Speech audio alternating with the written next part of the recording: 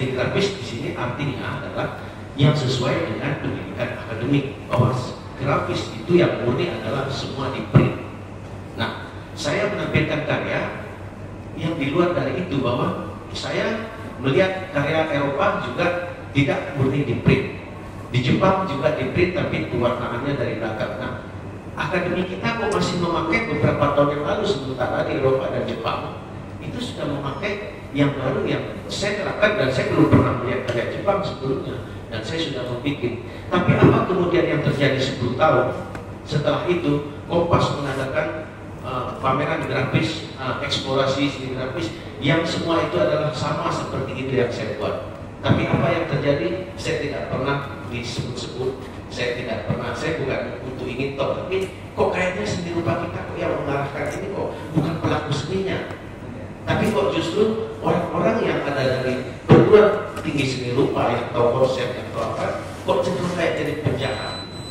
Nah, ini kira-kira kalau kita mau melihat potensi-potensi kita, jangan melihat di Jakarta, Bandung, Jogja, lihat ke daerah-daerah, sekiranya di sana banyak lokal culture yang perlu diangkat. Terima kasih. Sekian. Mas dan bertiga, Mas kesempatan ke saya untuk menanggapi atau mungkin menanyakan kepada pemakalah, dan saya hormati Pak Wimadanto sebagai pemakalah, juga saya hormati pula Pak Asmido. Saya menarik sekali tentang diskusi kali ini yang memang mengambil topik peran dan fungsi pendidikan dalam mengembangkan bidang profesi dan karya seni rupa Indonesia. Saya catat tadi dari pendapat Pak Wimadanto mengenai dari permasalahan yang terjadi dalam dunia pendidikan, khususnya peran dan fungsi. Ini Pak Wi memberikan bahwa pendidikan kita tidak memberikan kesempatan seluas-luasnya, artinya tentang kreativitas dan inovatif terhadap isi dari kurikulum yang ada, tentunya dalam ini saya tangkap, dan kemudian kita hanya mengarus saja dari teori maupun wacana baru. Dan yang menarik tadi seperti yang saya catat di sini, bahwa Pak Wimadanto memberikan sebuah istilahnya garis bawah bahwa untuk memecahkan itu kita harus berani mendekonstruksi, gitu kan? Mendekonstruksi dari apa yang sudah ada, yang sudah baku, gitu. Nah, dalam ini saya ingin menanyakan atau mungkin dijelaskan secara rinci seperti apa mendekonstruksi yang sudah baku, sehingga nanti peran dunia pendidikan itu bisa berperan pada tempatnya begitu. Jadi ini belum begitu tajam penjelasannya tentang mendekonstruksi terhadap apa yang sudah ada begitu. Mohon nanti dijelaskan oleh Pak Wimadanto selaku pemakalah. Dan kemudian saya menarik sekali dari apa yang disampaikan oleh Pak Asmijo tentang tadi ada perbedaan persepsi mengenai bahwa peran pendidikan tinggi atau fungsinya itu mau tidak mau harus berkorelasi, berhubungan dengan dunia akademik. Tanpa itu nonsen, artinya tidak mungkin sebuah output bisa berfungsi ketika tidak berkomunikasi atau berhubungan dengan dunia akademik. Nah, dari apa yang dimaksud oleh Pak Asmijo ini, saya melihat bahwa hasil dari proses perguruan tinggi yang saya mungkin sebagai pengamatan saya itu memang bahwa hampir peran di dalam fungsi mungkin dari industri budaya itu bahkan di luar akademik, gitu. Jadi banyak persentasenya itu bukan akademik yang menonjol, gitu. Dan di sini sebenarnya peran dari pendidikan tinggi itu dipertanyakan. Dan ini tentunya saya melihat dari kurikulum yang ada. Jadi kurikulum yang ada di dalam pendidikan tinggi ini belum menunjukkan atau belum menampung seluruh keinginan, fungsi, dan peranan dari dunia pendidikan tinggi itu sendiri. apalagi sekarang saya melihat dari bagaimana desa-desa wahana kurikulum berbasis kompetensi. Nah, di sini bagaimana dunia pendidikan itu mencetak manajemen seni, guru, seorang seniman, semuanya terakumulasi di situ. Tapi tidak didukung oleh kurikulum yang ada. Sumber daya manusia itu belum begitu menguatkan untuk memposisikan dunia pendidikan tinggi berperan di dalamnya. Gitu. Jadi mungkin korelasi kurikulum itu sangat begitu kuatnya. Nah tentunya ini mungkin seperti apa hubungan kurikulum sehingga kita nanti difungsikan di dalam output.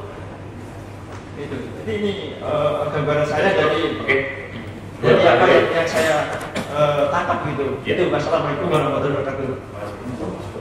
Saya kira ada 3 penanya dari Mas Juliana dari Lampung, Mas Maskur dari Ancol Jakarta. Saudara Yuniarto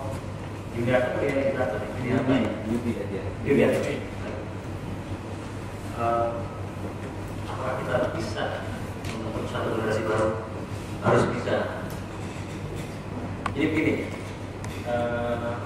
ini berlaku di dunia seni atau di dunia yang lain. Seringkali kita terlampau energi kita, potensi kita terserap hanya kita terpancang kepada masa lalu.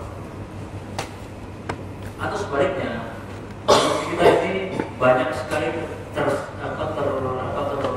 kita bisa hilang karena kita khawatir dengan yang belum datang, dengan masa depan. Nah, percuma kita mengkhawatirkan masa yang akan datang dan terpancang terlalu percuma, nggak ada gunanya. Justru yang penting adalah kita punya kesadaran sekarang ini loh, sekarang dan di sini.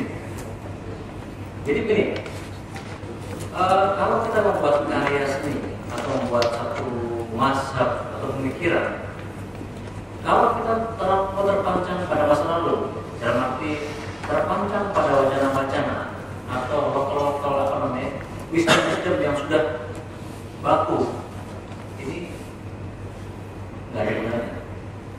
Atau kita sangat ketakutan dengan apa pendapat orang tentang kita. Yang penting sekarang adalah sekali lagi kesadaran sekarang dan di sini. Jadi lihat potensi kita, lihat lingkungan kita punya apa, itu yang perlu dibangun. Ya, saya kebetulan sering sekali bicara dengan seniman. Ya. Banyak seniman itu kalau membuat karya, mereka ketika ditanya tentang bagaimana proses karyanya, mereka berterang ini. Pokoknya penting ketika membuat karya, lupakan dulu teori-teori seni atau pendapat-pendapat seni dari orang lain. Tanpa Anda bisa melupakan, tidak bisa mengenalkan, Anda tidak akan pernah mulai. Percaya? Ya. Jadi saya sangat teringat dengan seorang rekan bernama Nusa Fafi. Ketika baru dari Amerika, tanya, Nus, itu harus dapat apa di New York di Brad? Ya nggak banyak sih, tapi yang penting kesadaran bahwa dia harus menolakkan dulu, lupakan dulu yang sudah diketahui, mulai dengan momen yang baru. Jadi kita harus mulai dengan momen yang baru, ya. Ngapain kita ikut dengan momennya Sudirno yang sudah ada, atau momennya yang akan datang belum datang, ya. Harus berani mulai dengan momen kita sendiri. Kemudian industri budaya kontemporer mana yang diambil atau lokal mana yang diambil, ya kan? Jadi itu. Jadi yang mungkin adalah momen kontemporer yang kita paling akrabi, itu yang menurut saya yang paling penting. Jadi kalau ada di Lampung ya harus berani melihat potensi di Lampung. Ya, jadi harus berani melihat momen sekarang dan di sini nih, dalam diri kita ini, atau dalam hubungan kita dengan lingkungan dan mungkin dengan orang lain. Jadi momen sekarang ini sangat strategis. Lalu komentar dari saudara Mansur, ya begitu. Kadang-kadang memang kita sangat terpancing terpancang pada patokan-patokan yang mungkin bukan berdasarkan sensus kita ya, tapi sudah menunjukkan perangkat yang seolah itu yang paling baku. Ya, yes.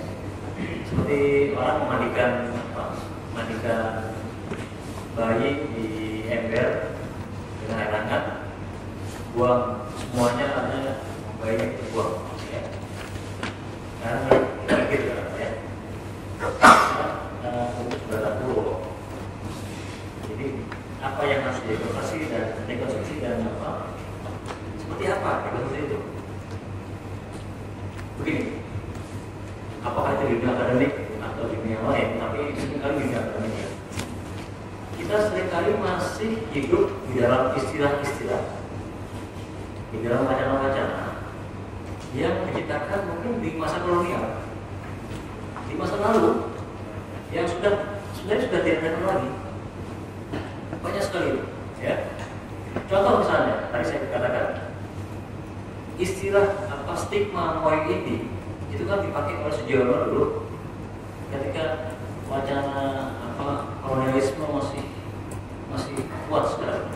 Tapi stigma itu ternyata masih terus dipakai sampai sekarang. Kalau orang dikatakan morbidity itu nggak berani apa-apa, percaya? Ya, banyak sekali. Tadi juga dari dikatakan oleh Pak Asmujo, kalau orang gambar realisme itu tidak ada gurunya, biar lebih. Ini kan lucu sekali ya, karena itu kan satu bahasa, ya. Dia memang potensinya begitu, kenapa tidak harus dibuat ruangnya nanti, ya kan? Jadi dalam hal ini maksud kita adalah kita perlu meninjau kembali wacana-wacana, pemahaman-pemahaman, istilah-istilah yang sering kita gunakan tapi tidak tahu. Sudah out of konteks. Ini yang saya maksudkan. Jadi ya tentu sekarang ada istilah apa ya? Mungkin kalau saudara Gus mungkin tahu banyak ya, karena sudah di situ apa kajian postkolonial. Jadi kita melihat kembali istilah-istilah atau stereotip yang sebenarnya sudah lama bergulir, tetapi itu kita gunakan dalam konteks yang berbeda. Itu kan apa yang saya maksud dengan kita perlu mendekonstruksi banyak istilah atau wacana. Dalam hal ini kita perlu mereview kembali bahasa kita, kata-kata kita yang mungkin sudah out of date, mungkin sudah kehilangan maknanya. Kita perlu membuat istilah yang baru sesuai dengan momen kita sekarang. Mas, mungkin sudah cukup puas belum? Ya, otomatis. Ya Mas Judiarte, saya pikir sekarang saya pikir apapun boleh. Cuman yang penting kan sebetulnya menyadari resiko dan konsekuensinya gitu. Karena Anda bisa menjadi sangat anomali gitu, atau sedikit gila gitu, atau Anda bisa menjadi orang hebat. Itu kan tergantung ruang dan waktu. Dan disitulah justru para seniman, khususnya seniman akademik, itu adalah orang-orang yang terutama-tama menyadari resiko dan konsekuensinya ya. Saya nggak tahu apakah dilakukan pada pendidikan, tapi kalau Anda lulusan dari sebuah perguruan tinggi di Jawa, dan Anda biasa hidup di Jogja dengan karya-karya instalasi atau new media, secara logika sederhana aja nggak mungkin itu saya tampilkan di Lampung gitu. Karena infrastruktur seni rupanya belum siap untuk itu gitu. Tapi boleh nggak saya? Boleh, nggak ada yang larang. Nah cuman persoalannya bagaimana menyusun strategi Anda boleh dan Anda orang-orang di Lampung memahami apa yang dilakukan. Dan saya pikir dari sebuah pendidikan yang baik biasanya akan membekali bagaimana sebuah medan seni itu dikelola dan dibentuk gitu. Bagaimana persoalan mediasi itu bagaimana kita memediakan apa yang kita lakukan dan dikenali, dimengerti dan diapresiasi oleh masyarakat gitu. Kan kayak gitu aja. Jadi sebetulnya pilihan pada Anda gitu. Terus sangat boleh melakukan kegiatan-kegiatan seni rupa yang cutting edge seperti di New York hari ini juga di Jakarta boleh. Tapi masalahnya Anda dapat apresiasi enggak? Atau Anda malah diserbu melakukan pembela Islam? Kan itu persoalan menyadari resiko dan menyadari ruang tempat Anda hadir. Tapi ya itu sekali lagi tergantung pada target Anda juga. Saya dapat anak-anak jendela itu nggak akan mau pulang ke Padang, karena lukisan seperti itu bukan lukisan yang bagus di Padang. Tapi sebaliknya juga, saya pikir kalau saya berpikir dalam era berupa kontemporer, bahkan menampilkan gaya Moe Indie itu bisa sebagai sebuah cara untuk mengapropriasi bahkan gaya-gaya kesenian yang sekarang. Bukan soal melukis dari dia ke material, tapi bagaimana saya menampilkan Moe Indie itu sebagai sebuah penolakan justru terhadap kecenderungan dominan sekarang. Justru karena Moe Indie itu disingkirkan, saya akan bisa mendekonstruksi dengan Moe Indie itu. Kan persoalannya bagaimana saya meletakkan apa yang saya lakukan dan memiliki daya tawar gitu. Dan ini saya pikir juga berbeda dengan apa yang dipersoalkan Mas Mansur ya. Saya pikir ya ini kan kuat-kuatan pengaruh aja gitu. Dan saya pikir kalau Anda tidak dikenal ya berarti pengaruh Anda kurang kuat. Dan tentunya setiap dunia seni rupa di mana itu punya legitimatornya gitu. Dan punya seniman-seniman yang dapat acknowledgement lebih buat dia seniman hebat, tapi belum tentu karyanya lebih hebat dari seniman yang tidak terkenal. Tapi sekarang persoalannya dalam seni rupa kontemporer itu dia hidup dengan cara sama persis atau dia mendompleng cara-cara budaya populer. Bagaimana saya menjadi seniman yang hebat, bagaimana saya menjadi seniman populer, bagaimana saya menjadi seniman yang kaya raya. Dan itu bukan berarti bahwa saya harus membuat karya luar biasa hebat, tapi bagaimana saya mempromosikan karya saya kan bukan persoalan. Dan ya tentunya dalam seni rupa kontemporer menariknya kalau seorang seniman mampu mengolah kontroversi, penyerangan pun bisa menjadi sebuah dukungan dia. Jadi saya pikir seniman juga atau para pelaku seni harus memahami konteks. Saya pikir seni grafis itu seni yang hidup dengan konvensinya. Kalau seni grafis justru sudah dibongkar, yang nggak penting lagi ada terminologi seni grafis, ya seni rupa aja. Saya bukannya membela para konvensi seni grafis, tapi seni grafis itu dari awal munculnya yang namanya printmaking itu justru di dalam konvensian itu. Gitu kan printmaking itu hidup justru karena seniman-seniman besar, pelukis-pelukis itu karena kemudian banyak yang tertarik dengan karyanya. Melukis itu kalau selalu lama, mereka memanfaatkan cetak manual sebetulnya. Nah, cetak manual itu akal-akalan aja kan. Ini cetak manual nih. Nah, karena cetak manual, walaupun saya buat 100 buah semua original itu akal-akalan aja kan masuk-masuk. Tapi justru kemudian bahwa sifat originalnya itu dijaga betul dengan kemudian sifat-sifat konvensional dari cetak manual tadi. Kalau namanya fotokopi segala macam seperti seni grafis sekarang itu mereka sedang membunuh terminologi seni grafis sendiri, ya nggak apa-apa. Itu biasanya adalah kemudian upaya-upaya dari seniman-seniman grafis untuk ditengok gitu. Makanya mereka melakukan tindakan-tindakan yang sifatnya cukup ekstrim gitu. Nah, itu kan kemudian pola-pola yang kebanyakan dilakukan seniman kontemporer. Agar aku ditengok sama kurator, ya kita buat tindakan-tindakan cukup ekstrim gitu. Tapi ya ini juga berkaitan dengan apa yang kita sebut. Saya agak bingung dengan dunia seni rupa konten dan perspektif industri budaya, karena saya pikir seni rupa kontemporer bukan bagian dari industri kebudayaan, karena seni kontemporer itu bukan seni populer. Kalaupun mungkin ada yang namanya cultural incorporated gitulah. Jadi, tapi saya agak bingung kalau kemudian seni rupa kontemporer disebut industri kebudayaan, karena pola yang dipakai seni rupa kontemporer kendati ada miripnya, misalnya dalam refleksi kekaryaannya seperti video art, new media art, tapi sebetulnya berbeda dengan seni populer maksud saya. Seni populer itu kan di masanya, di jumlah penikmatnya lah dan di komodifikasinya. Nah, cuman memang ini juga paradoks seni rupa kontemporer. Di satu sisi dia menentang kapitalisme, tapi dia di paling ujung dalam kecanggihan kapitalisme. Maksud saya gini, kalau kita ngomong soal supply and demand, seniman-seniman atau dunia seni itu paling canggih. Dia mempertahankan bahwa jumlah seniman harus sedikit, supply-nya harus sedikit agar demand-nya lebih banyak. Makanya kemudian keuntungan paling besar dalam penjualan produk itu yang bisa mengalahkan karya seni. Anda bisa bayangkan menjual sebuah karya yang hanya ada satu, mobil yang paling hebat pun ada ratusan. Hanya satu, itu bisa kemudian keuntungannya luar biasa. Nah itu sama sekali bukan bentuk industri. Jadi saya nggak tahu kalau misalnya seorang seniman populer kaya raya karena kemudian dia menjual tape-nya atau kasetnya atau CD-nya ratusan ribu atau jutaan keping. Tapi seorang seniman bisa kaya raya dengan hanya menjual beberapa buah lukisan. Gitu. Nah itu yang saya sebut bahwa di sini ada paradoks seni rupa kontemporer di mana sebetulnya seolah-olah anti kapitalis, padahal dia penunggang kapitalisme paling canggih. Terus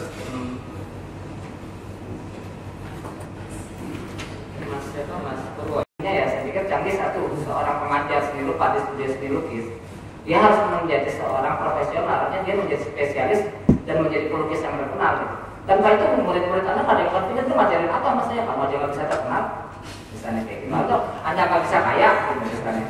Nah ini gimana? Ini memang persoalan gitu. Oh iya kan gitu. Kalau misalnya maksudnya mahasiswa kan dia mau jadi seniman yang sukses gitu. Dan dia harus dana hanya punya confidence kalau dia jadi dosen yang sukses gitu. Ada unsur nyantanya juga berarti. Iya ada. Nah cuman maksud saya nyantrik dalam konteks ini kan berbeda dengan nyantrik dalam konteks tradisi ya. Karena sementara ini sering dosen itu yang penting lulus cum laude bagus atau pengalaman bapak langsung jadi dosen. Itu salah satu kelemahannya. Problem lagi. Ya itu hal lain. Maksud saya gini. Terkenal. Itu ada sebuah keterbatasan given condition. Banyak murid-murid saya sangat pandai, tapi kemudian dia nilainya rendah karena malas segala macam. Nah sekarang berarti nggak ada, cuman kan itu yang saya sebut tadi saya sebut keterbatasan, ada given condition. Karena dosen-dosen itu yang diterima di dosen-dosen yang nilainya tinggi, nilai tinggi belum tentu pandai gitu menurut saya. Nilai rendah belum tentu bodoh gitu. Nah cuman paling enggak, oke lah itu kesampingan yang paling penting kalau dia dosen seni rupa, dia memahami persoalan-persoalan pemikiran, persoalan praksis dan wacana seni rupa. Dia adalah orang yang secara taktis mampu meletakkan dirinya dalam orientasi keberhasilan. Kan dia tahu caranya, dia bisa baca. Kalau nggak gitu kan berarti dia nggak bisa baca. Kalau kayak gitu dia bukan dosen yang baik. Ya, terus berkaitan dengan apa? Seluas-luasnya, saya pikir seluas-luasnya agak sulit ya. Seluas-luasnya saya sebut tadi katakanlah gini. Sebetulnya saya justru orang yang kemudian melihat dalam medan seni rupa Indonesia praksis dalam pengertian sesungguhnya kesenian itu sangat terbatas. Artinya museum berapa sih? Galeri berapa? Kolektor sebanyak-banyaknya kolektor berapa? Nah, cuma sebenarnya ada saluran untuk para lulusan ini bisa dalam tanda kutip mengabdikan dirinya untuk membantu grassroots. Nah, cuma saya nggak pernah yakin karena tengok aja misalnya studio patung.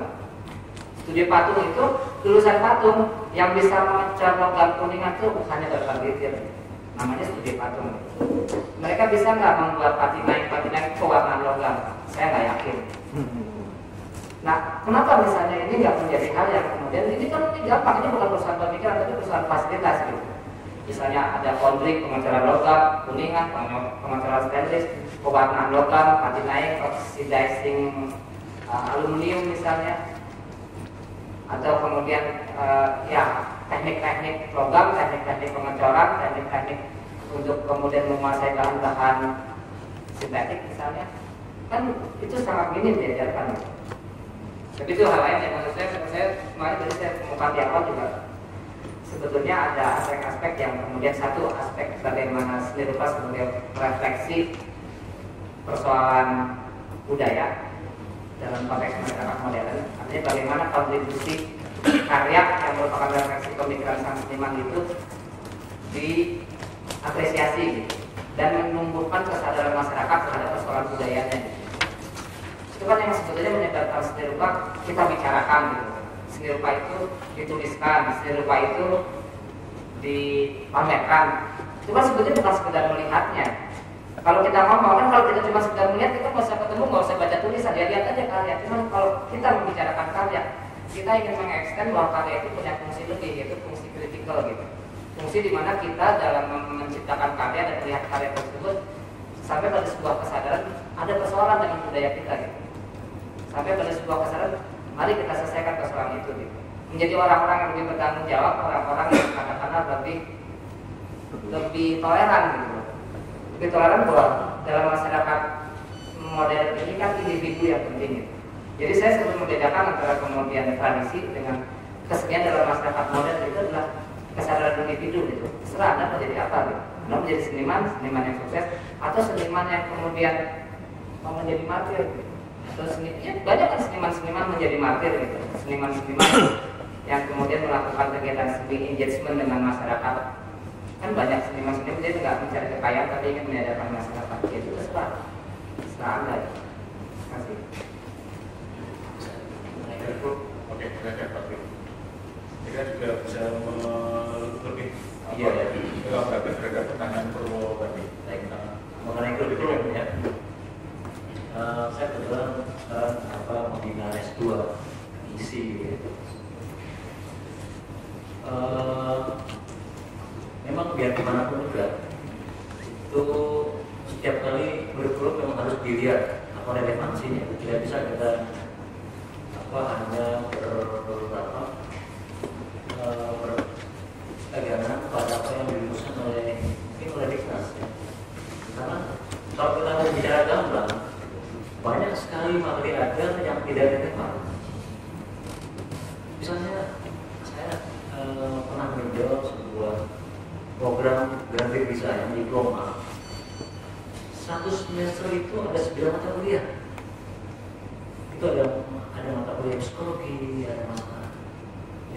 Jadi saya sekarang melihat dulu, bahkan di S2 kami diisi itu sebenarnya kebanyakan juga, ya. Jadi perlu ya ditinjau apakah kurikulum ini sudah jitu atau belum. Kalau belum ya harus diubah.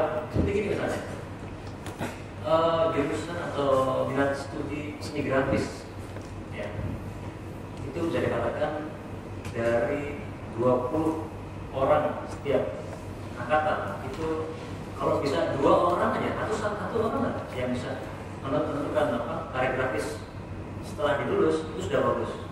Kenyataannya mungkin dari 100 orang lulusan mungkin hanya 5 yang tetap berprofesi di bidang grafis. Jadi saya pikir biar gimana pun harus, kalau ini kurikulum ini tidak menghasilkan buah yang bagus, harus direkonstruksi. Ini kan cuma perkaranya kita berani tidak dan dikti mau atau tidak, atau Diknas mau atau tidak. Berkait dengan masalah seni grafis, misalnya saudara seni grafis kan. Dulu kalau seni grafis namanya seni ilustrasi dan grafis. Nah, grafik ya. Jadi kalau misalnya grafiknya yang grafis murni tidak jalan, dia minimal masih bisa cadangan untuk buat ilustrasi atau kartun atau buat komik. Kalau yang ilustrasi jalan mungkin dia akan lari ke banyak. Tapi kan sekarang hanya di bidang fine art. Nah, bagi saya pribadi yang dari grafis itu juga harus direkonstruksi kurikulumnya. Kalau perlu kita kembali ke yang lama, karena kalau kita bandingkan, misalnya saya bandingkan dengan Canberra School of Art, itu tidak ada mata kuliah jurusan grafis murni, tidak ada, tapi digabungkan dengan drawing dan desain. Jadi seperti kalau dia tidak certified di bidang seni murni, bisa menjadi desainer atau menjadi fotografer atau menjadi drawer, penggambar. Ya, jadi saya tetap percaya bahwa kalau sesuatu tidak relevan, tidak boleh kita biarkan, tidak boleh dalam atas nama SK atau apa diamankan, harus tetap ada upaya untuk mendiskusi itu supaya ada relevansinya dengan kekinian gitu. Jadi saya percaya ada perjuangan, tidak boleh menerima apa adanya. Masih, ya, saya kira kita bisa menginjak pada sesi yang kedua dan masih ada waktu kurang lebih 45 menit, dan saya kira kita juga akan menginginkan forum ini bisa lebih fokus lagi pada persoalan-persoalan yang kita lihat tentang pendidikan seni dan bidang profesi, dan dalam perspektif industri budaya yang sebelum dikatakan oleh Mas Mujo tadi cukup punya nilai yang kontradiktif gitu. Oke, sesi kedua.